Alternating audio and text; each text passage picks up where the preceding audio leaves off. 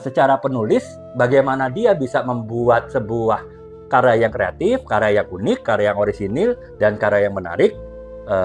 Itu merujuk pada kemampuan-kemampuan tertentu ya.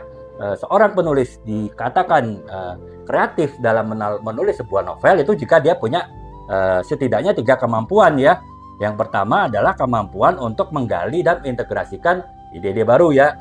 Ya bisa saja ya, seperti mungkin contoh ini lagi ya teman-teman ya. Ini kisah cinta biasa ya, kisah cinta anak SMA berlanjut sampai kuliah, sampai bekerja, kemudian putus, kemudian ya biasalah kisah-kisah pasah cinta ya gitu kan, apa namanya, dianggap biasa, kemudian akhirnya bertemu LBK dengan teman lama ya, akhirnya jadian, akhirnya menikah gitu kan. Nah, sebetulnya itu cerita biasa teman-temannya, tapi ya saya berusaha menggali ide lebih dalam lagi, berusaha mengintegrasikan dengan hal yang lain ya, yaitu termasuk itu tadi ya teman-teman, pesan-pesan mengenai silent killer, mengenai penyakit jantung, mengenai kesehatan jantung yang saya sisipkan secara halus sekali dalam novel ini, sehingga tidak terasa seperti menggurui, tidak terasa mengedukasi, tapi menjadikan ini apa namanya sebuah novel roman yang ada cita rasa edukasi kesehatannya ya. Yaitu kalau di dalam novel ini yang mengintegrasikan antara sebuah cerita kisah romantis dengan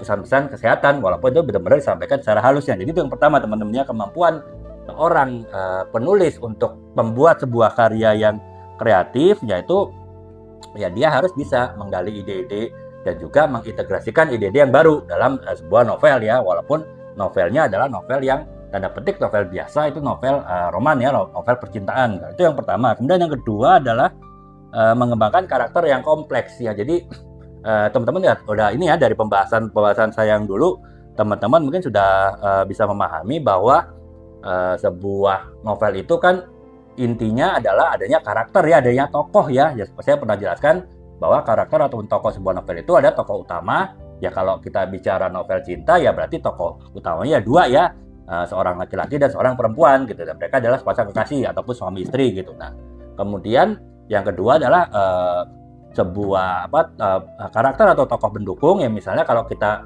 berbicara novel cinta tadi, ada seorang laki-laki perempuan yang saling berkasih sayang. Nah, di situ novel pendukungnya misalnya orang tua masing-masing gitu kan. Itu kan pendukung dari cerita tersebut, bisa menjadi penghambat, bisa jadi pendukung gitu.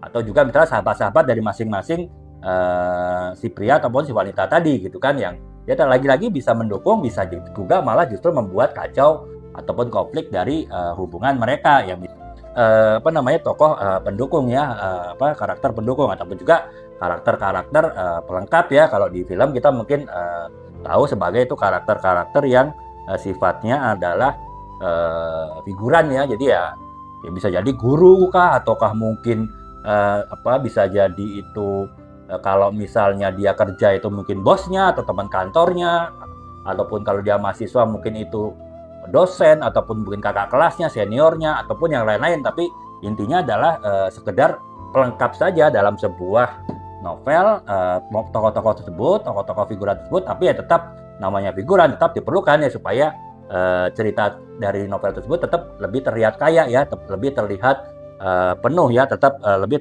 terlihat kompleks gitu. Yang ketiga adalah menciptakan plot yang menarik ataupun juga alur cerita yang menarik ya teman-temannya. Jadi ya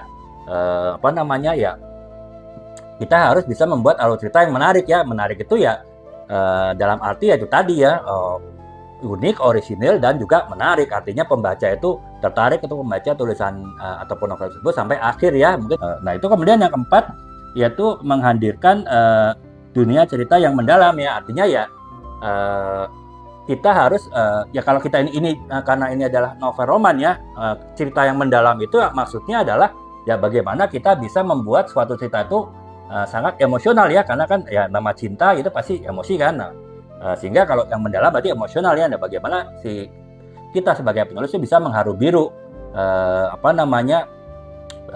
perasaan dari si pembaca membaca novel kita tersebut. Nah,